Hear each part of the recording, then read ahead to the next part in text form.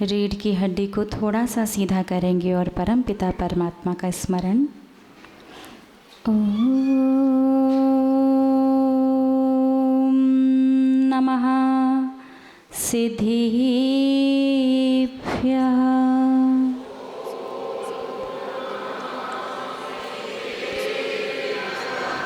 ओम नमः सिद्धिभ्यः।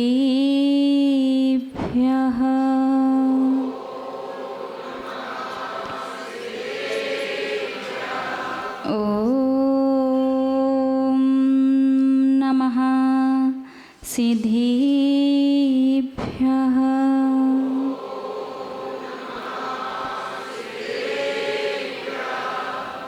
जो मोह माया माने मते सरे मदनी मरिदन वीर हैं, जो विपुल विघ्नों बीच में भी ध्यान धारण धीर हैं, जो तरण तारण भव निवारण भव जलधि के तीर हैं, वे वंदनीय जिनेश तीर्थं कर स्वयं महावीर हैं, वे वंदनीय जिनेश तीर्थं कर स्वयं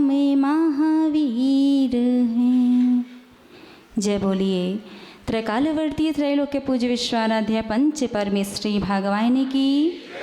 आदि ब्रह्मा आदिम तीर्थंकर वृषभ देव श्री आदिनाथ भगवान की। अष्टम तीर्थंकर श्री चंद्रप्रभु भगवान की। श्री अरिष्ट नेमिनाथ भगवान की। विश्व वंदनीय भगवान महावीर स्वामी की। परम गुरु परम पिता परमात्मा 1008 श्री सीमंदर स्वामी भगवान की। 20वीं सदी के प्रथमाचार्य चारित्र चक्रवर्ती आचार्य भगवंत श्री शांति सागर जी मुनि महाराज की। अभीष्ण ज्ञान उपयोगी परम पूज्य आचार्य गुरुदेव श्री वसुनंदी जी मुनि महाराज की। रत्नत्रयधारी तपोधन श्रेष्ठ मम शिक्षा गुरु परम श्रद्धेय अगणनी यारिका श्री सौम्य नंदिनी माता जी की। अहिंसा प्रधान श्रीमद जैन धर्म की। परम पूज्य 105 आरिका सुयोग्य नंदिनी माता जी की। आरिका संघ की। धर्म स्नेही आप सभी भव्य महानुभाव देव दर्शन के वास्तविक स्वरूप को आप सभी लोग समझने का प्रयास कर रहे हैं, क्योंकि ये संसारी प्राणी जानता तो बहुत कुछ है और कुछ कुछ मानता भी है, लेकिन जितना जानता है उसका 2-5% ही है कि कर पाता हो। एक कहावत सुनी हमने, या कहीं एक बात, कि हंस की तरह बनो। किसकी तरह? हंस की तरह, गुणग्राही। जैसे हंस दूध में से दूध पी लेता है और पानी छोड़ देता है, वैसे ही आप पूरी जिनवाणी को ना पढ़ सकें, पूरी जिनवाणी को ना समझ सकें, पूरी जिनवाणी को याद ना रख सकें, तो क्या कर लो, कम से कम जिनवाणी के सार को समझ जाओ। जैसे दूध का सार दूध, पानी छोड़ दो। अब प्रश्न कि हंस के पास ऐसा क्या होता है जिस वजह से वो दूध में से दूध पी लेता है और पानी छोड़ देता है? कैसे? कहते तो बहुत हैं, हंस की तरह बनो, सिर्फ गुण को ग्रहण करो, बाकी दोषों को छोड़ दो। तो हंस की तरह बन करके जिनवाणी के सार को ग्रहण करो। वैसे तो पूरी जिनवाणी ही सार रूप है, लेकिन फिर भी पूरा निचोड़, पूरा निष्कर्ष जो निकलता है उतना भी याद रख लोगे तो काम चल जाएगा। आप जानते हैं हंस के पास ऐसा क्या होता है? चोंच में यंत्र लगा होता है। हंस के चोंच में यंत्र नहीं, हंस के चोंच में अम्ल तत्व पाया जाता है। क्या होता है? अम्ल तत्व। जब वो हंस अपनी चोंच दूध में डुबोता है तो अम्ल तत्व दूध में मिल जाता है और दूध फट जाता है, छेना बन जाता है और हंस छेना छेना खा लेता है और पानी पानी छोड़ देता है। तो वैसे ही द्वादशांग जिनवाणी में अनेकानेक विषय और उनका बहुत ही सुंदर वर्णन है। अपन सारे विषय को विस्तार से नहीं समझ सकते, लेकिन देव दर्शन को समझ सकते हैं। कहाँ तक पहुँच गए थे अपन?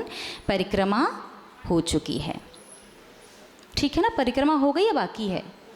परिक्रमा तो हो गई। परिक्रमा के बाद यदि कोई अभिषेक पूजन करने के लिए आया है तो वो परिक्रमा के बाद ही करेगा, उससे पहले नहीं कर सकता।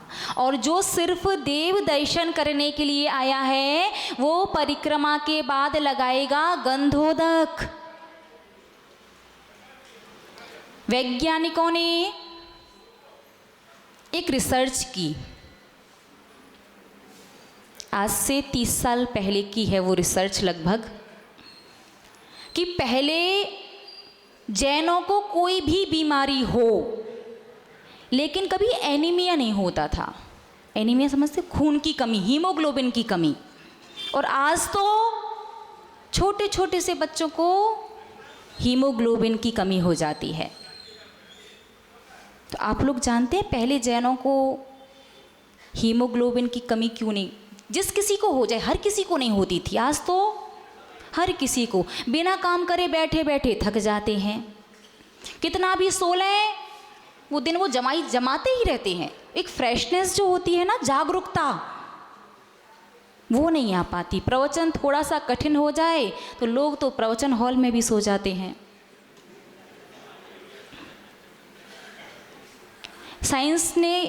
साइंटिस्ट ने जब रिसर्च की तो उन्हें पता है क्या पता चला था? अभी बताते हैं, थोड़ी देर में। पहले विषय बताते हैं। गंधोदक। गंधोदक में पूज्यता कैसे आती है? एक पाषाण, एक धातु की प्रतिमा पर जाकर के वो गंधोदक इतना पूज्य कैसे हो जाता है कि यदि उसकी एक बूंद भी नीचे गिर जाती हम तुरंत पोंछ दिया करते हैं। बहुत सारे लोग कहा करते हैं कि सूर्य मंत्र की वजह से गंधोदक पूज्य हुआ। सिर्फ सूर्य मंत्र की वजह से? और भी कुछ है। बीजाक्षर, धारा करते समय बीजाक्षर पढ़े, सिर्फ बीजाक्षर से हो जाएगा? इतना पूज्य, एक बूंद भी गिर गई तो तुरंत पोंछ देते हैं, सिर्फ बीजाक्षर और सूर्य मंत्र से नहीं। कोई भी धातु या पाषाण की प्रतिमा तभी पूज्य होती है जब उसके पंच कल्याणक प्रतिष्ठा होती है। और पंच कल्याणक प्रतिष्ठा में तप और ज्ञान कल्याणक के दिन अंकन्यास और मंत्रन्यास होता है। आपने ध्यान दिया हो तो कभी? अंकन्यास और मंत्रन्यास। अंकन्यास में कुछ गिनती जैसी लिखी जाती है उस प्रतिमा पर, और मंत्रन्यास में कुछ अक्षर जैसे लिखे जाते हैं। और अंकन्यास और मंत्रन्यास और सूर्य मंत्र के बाद ही कोई भी प्रतिमा पूज्य होती है।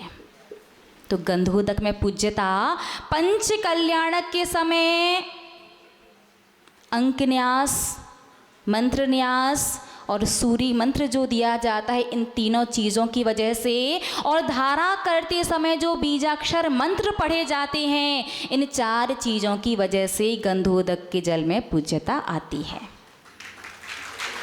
हमेशा याद रखना, सिर्फ सूर्य मंत्र और बीजाक्षर नहीं, अंकन्यास और मंत्रन्यास के बिना तो प्रतिमा भी पूज्य नहीं होगी। ठीक है? अब गंधोदक में तो पूज्यता आ गई, लेकिन अब एक और प्रश्न हमारे सामने आ जाता है कि गंधोदक लगाना कैसे चाहिए और क्यों। ये भी कोई पूछने की बात है। बचपन से सुना है आप लोगों ने, आज 55 में आने वाले हो, मैना सुंदरी ने गंधोदक लगाया और 700 कौड़ियों का श्रीपाल सहित कुष्ठ रोग दूर हो गया। बोलिए ना, सुना है क्या? बोलिए ना। मैना सुंदरी ने लगाया, सबने सुना है। और पढ़ा किस किसने है बताना जरा। श्रीपाल चरित्र में आपने पढ़ा है क्या कि गंधोदक लगाया? छिड़का, कुछ ने तो पढ़ा है बिल्कुल।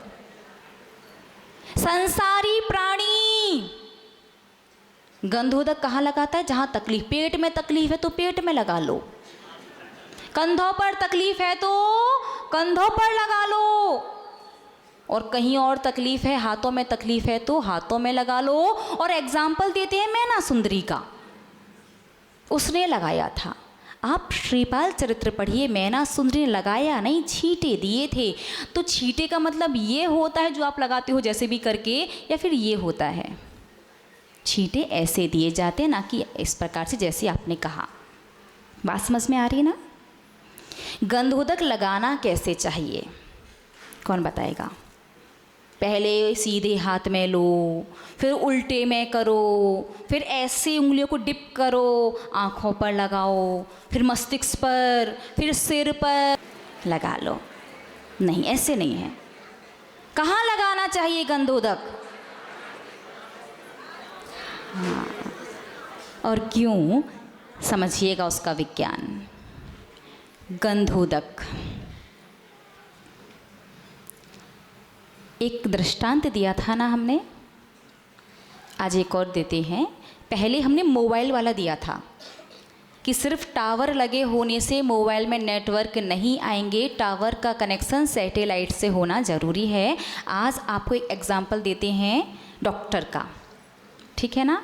आपको शरीर में तकलीफ कहीं भी हो, लेकिन डॉक्टर इंजेक्शन एक पॉइंट पर लगाता है और आपको विश्वास है कि उस जगह की तकलीफ ठीक हो जाएगी। ऐसा तो नहीं कहते कि पैर में तकलीफ है तो इंजेक्शन भी पैर में ही लगाओ, नहीं ना। शरीर में तकलीफ कहीं भी हो, दवाई मुंह से खाते हैं और पेट में जाती है और विश्वास होता है कि सिर का दर्द ठीक हो जाएगा। ऐसा तो नहीं है कि खाने की दवाई को घोल करके सिर पर लगा लो या कान की दवाई को कान में ही डाल लो, नहीं ना। विश्वास है कि मुंह से खाओ भले ही पेट में जाए, लेकिन जहाँ भी तकलीफ़ है वो तकलीफ़ सही हो जाएगी। मतलब कहीं भी किसी भी चीज़ पर आप विश्वास कर सकते हो, लेकिन कहीं विश्वास नहीं कर पाते तो वो है धर्म।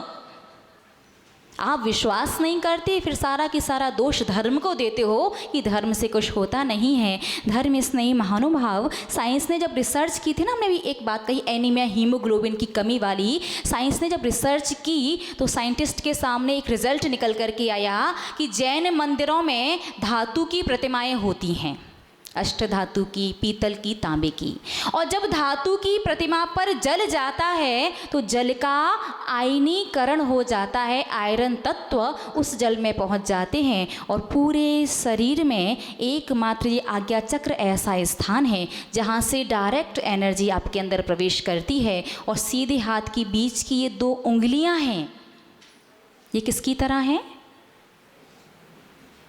हाँ, किसकी तरह है? टावर की तरह। गंधोदक सैटेलाइट, ये 2 उंगलियां टावर, आपका शरीर मोबाइल। जैसे मोबाइल में नेटवर्क एक पॉइंट पर आते हैं, आपके शरीर में नेटवर्क आने का पॉइंट ये, और पूरा शरीर काम करेगा। गंधोदक कहीं भी कैसे भी लगाओगे तो गंधोदक का प्रभाव तो जाएगा नहीं, ऊपर से गंधोदक की अग्नि का दोष जरूर लग जाएगा। पहले के हमारे बड़े बुजुर्ग हाथ धोते थे, गंधोदक लेते थे, ऐसे लगा करके पुनः हाथ धो लिया करते थे। तो जब भी किसी धातु या पाषाण की प्रतिमा पर जल जाता है, जल का आयनीकरण हो जाता है और वो आयरन युक्त जल, वो गंधोदक जब आप सीधे हाथ की 2 उंगलियों से, बाकी कहीं और लगाओगे तो नहीं हो कनेक्शन बनेगा। सिर्फ लोहे के डंडे जैसे खड़े कर दिए जाए तो टावर नहीं बन जाता, उसका पूरा एक अलग सिस्टम होता है। तो सीधे हाथ की इन 2 उंगलियों से यहाँ पर लगाइए तो धीरे धीरे आपके शरीर में जो खून की कमी है या जिसे आप हीमोग्लोबिन की कमी या एनीमिया की शिकायत कहते हैं वो भी धीरे धीरे ठीक हो जाती है। और आप यहाँ तो लगाया सो लगाया, यहाँ मुझे यहाँ लगाया, यहाँ लगा, पता नहीं कहाँ कहाँ लगा लेते हैं। तो पहले सीधे में से करके उल्टे में, उल्टे से सीधे में, ऐसे कुछ भी नहीं करना है। 2 बर्तन रखे हुए होते हैं तो पहले एक पात्र में से जल लेकर के अपने हाथ को अच्छे से धो। अब हाथ क्यों धोना है? वायरस? हाथ क्यों धोना है बताते हैं। क्योंकि द्रव्य चढ़ाने के बाद जब आपने भगवान को पंचांग नमस्कार किया था ना, तो आपके हाथों ने जमीन का स्पर्श किया था ना। इसलिए परिक्रमा लगाने के बाद पहले अपने दोनों हाथों को अच्छे से धो, फिर गंधोदक वाले पात्र में बीच की इन 2 उंगलियों को डाल करके गंधोदक लो, यहाँ लगाओ और फिर पुनः अपने हाथ धो लो। और यदि कोरोना के बाद थोड़ी सी ऐसी हो गई ना, लोग खांस दें, छींक दें, तो अभी आज भी लोगों को थोड़ा बहुत, ज़्यादा नहीं, थोड़ा बहुत विकल्प आता है ना कि वायरल। तो यदि हाथ डालने वाला कार्यक्रम या सिस्टम ना हो तो सीधे हाथ में 1 या 2 बूंद लो और फिर इन दोनों उंगलियों को मोड़ करके ऐसे गंधोदक में डिप करो और अपने सिर को अच्छे से नीचे झुकाओ। यदि हाथ को ऐसे ऊपर उठाओगे गंधोदक बह जाएगा। सिर को पूरा नीचे झुकाओ, हाथ को ऐसे ही रहने दो, फिर गंधोदक लगाओ। इस प्रकार से बात समझ में आई। और उसके बाद जो गंधोदक बचे उसे अपने सिर पर पोंछ लो, क्योंकि मस्तक पर ब्रह्मरंध्र होते हैं, थोड़ी बहुत एनर्जी वहाँ से भी पहुँच जाती है, आपके उतने एक्टिव नहीं है ब्रह्मरंध्र। और उसके बाद अपने हाथों को जल से अवश्य धोना, क्योंकि गंधोदक के आपके जो हाथ हैं, गंधोदक बहुत पवित्र है। उन मंत्रित जो गंधोदक है उसको आप हाथों को यहाँ वहाँ लगाओगे तो गंधोदक की अविनय का दोष बन सकता है। बात समझ में आ गई ना? बोलिए ना। ठीक है, गंधोदक कहाँ लगाना है? सिर्फ यहाँ। उसके बाद भी थोड़ा बहुत बच जाए तो सिर में पोंछ लो, उसके बाद हाथ जरूर धो। गंधोदक लगाने से पहले भी हाथ धोना है और गंधोदक लगाने के बाद भी हाथ धोना है।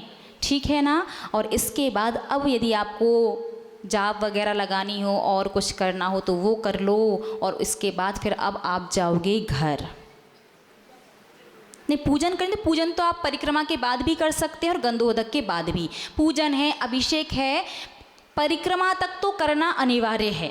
परिक्रमा के बाद आप अभिषेक करने जाओ, गंधोदक उसी के बाद तो लगाओगे। और अभिषेक हो चुका है तो गंधोदक लगाने के बाद पूजन कर लो। ठीक है। अब अभिषेक लगाने के बाद अब जाना है आपको घर। तो घर कैसे जाओगे? बहुत से लोग कहते हैं भगवान को पीठ नहीं दिखानी चाहिए, सीधे मुंह करके जाओ, भले ही नीचे कितने भी जीव जंतु चीटा चीटी आकर के मर जाएं। तो ठीक भगवान के सामने से उल्टा होकर के नहीं लौटते हैं, थोड़ा सा साइड से लौटते हैं, वो भगवान को पीठ दिखाना नहीं कहलाता।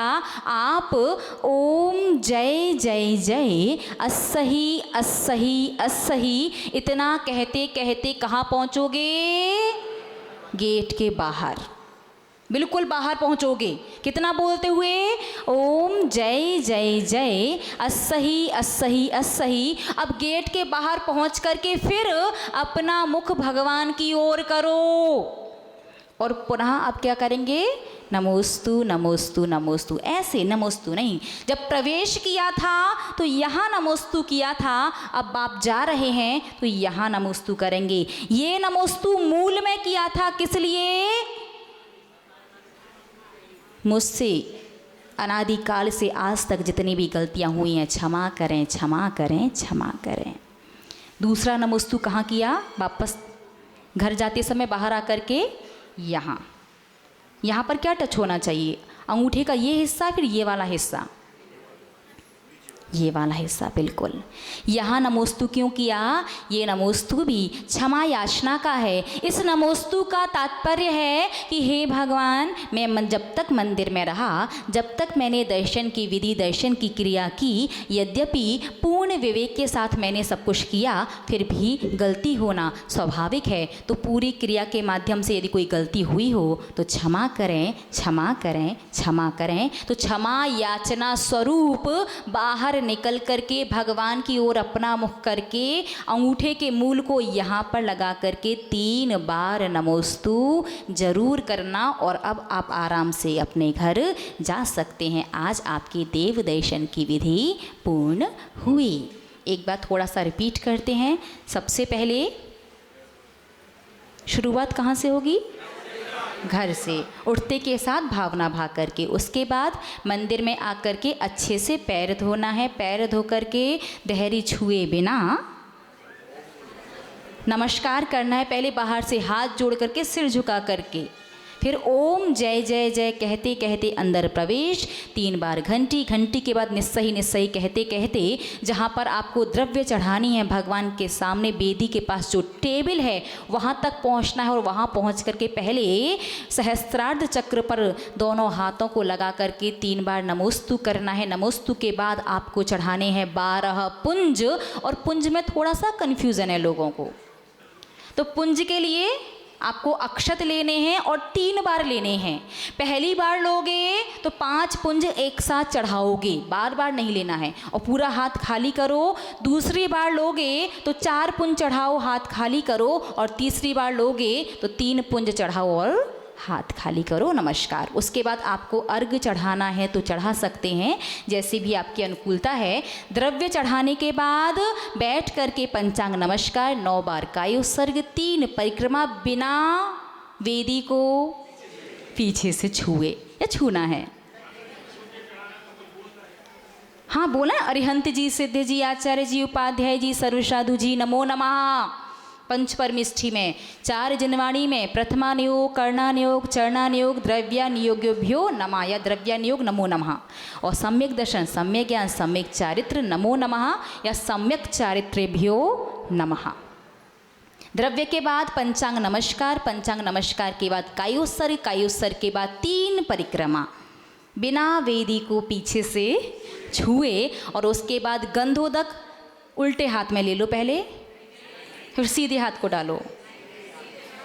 हाँ, यदि हाथ में लेना पड़े तो सीधे में ही लेना, नहीं तो इन 2 उंगलियों से लेकर के लगाना। कहाँ लगाना है? सिर्फ आज्ञा चक्र पर। और उसके बाद बच जाए तो सिर में पोंछ लो और हाथ धो लो, गले वाले में नहीं लगाना है। और उसके बाद फिर घर जाना है। ओम जय जय जय, अस्सही अस्सही अस्सही। और बाहर निकल करके पुनः अपना मुख भगवान की ओर कीजिए। और अब नमस्कार कहाँ करोगे?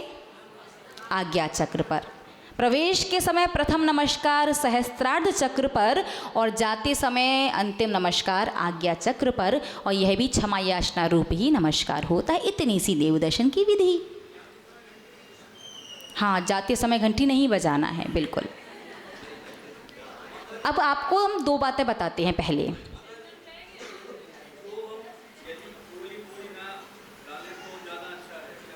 उंगली पूरी, हाँ ये चीज़, आजकल नाखून इतने बड़े बड़े और आप उन्हें कितना भी साफ रखो उनमें बैक्टीरियाज, गंदगी होती है। तो ये व्यवस्था भी सही है कि आप चम्मच डाल दें गंधोदक के पात्र में और उसमें से 1 बूंद, क्योंकि बिना चम्मच के भैया लोग देते ना कलश से, तो इतना सारा दे देते हैं कि समझ में नहीं आता लगाना है या फिर बांटना है। तो चम्मच से दोगे तो वो 1 या 2 बूंद ही जाएंगी ज़्यादा से ज़्यादा। तो ये वाला अपन विकल्प रख सकते हैं कि चम्मच डाल करके रखें पात्र में और उसमें से 1 बूंद हाथ में लेकर के लगा लें।